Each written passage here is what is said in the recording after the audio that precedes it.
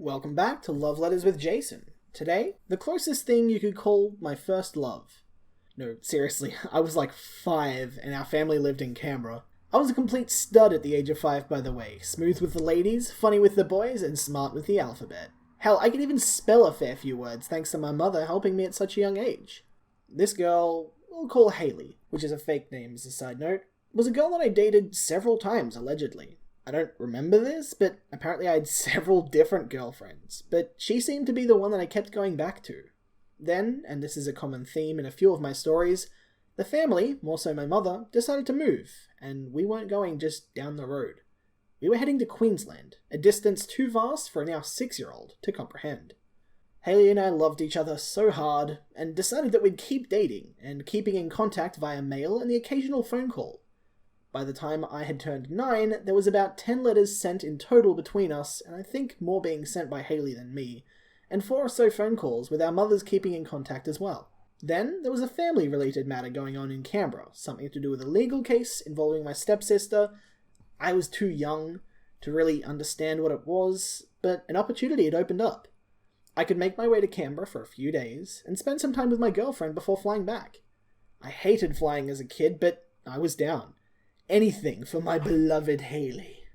I came down, and re-meeting you was an amazing experience. I was, I think, 10 now, and a bit more cognitive in my thinking. Seeing you spot me, smile, and look away shyly was so heartwarming, and probably spurred on a budding attraction for shy girls. I was made to sleep in the guest room, and I really just wanted to cuddle up to you. I wasn't really aware of what sex was or anything like that.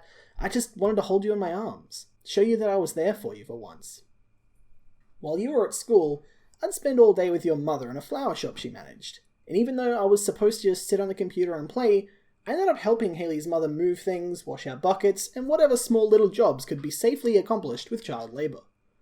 She was reluctant at first, but I had something to prove to the mother of the girl I loved, and 10-year-old me was as determined as ever to set a standard as a man who could provide. The trip wasn't perfect, however. Hayley very rarely actually kissed me, and never went to hug me first. I was always the instigator. Referring to myself as her boyfriend was met with an awkward or uncomfortable laugh at one point, and one comment really hurt my feelings.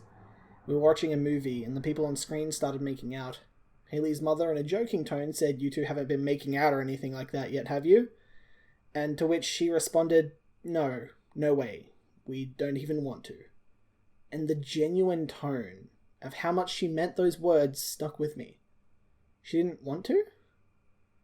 It's a bit of a bruh moment, just between us. Years passed, and I honestly still considered this girl as my girlfriend, despite the fact that calls were becoming brief and the letters had stopped. We were just beginning to adapt to social media, and despite being friends on MySpace and MSN, she and I didn't speak too often there either, exchanging updates and emoji strings once every few weeks or so. Then, one day, I found out the truth. You didn't see me as a boyfriend. I was a long-distance friend of yours that you used to love. I learnt this when you came to me on Messenger, crying about how your current boyfriend made fun of you for the glasses that you wore to his friends, and how he was such a jerk. I was devastated, but a good part of me knew that this wasn't really working out. I only thought about you once every couple of days, which is definitely not how a relationship should be. I was just upset that I had to learn about this in such a way. I was there for you regardless, and we ended up bitching about your boyfriend all night. That was honestly one of the coolest conversations and longest ones I'd ever had with you, because at that point, I let go of you as a girlfriend and was just there for you as a friend.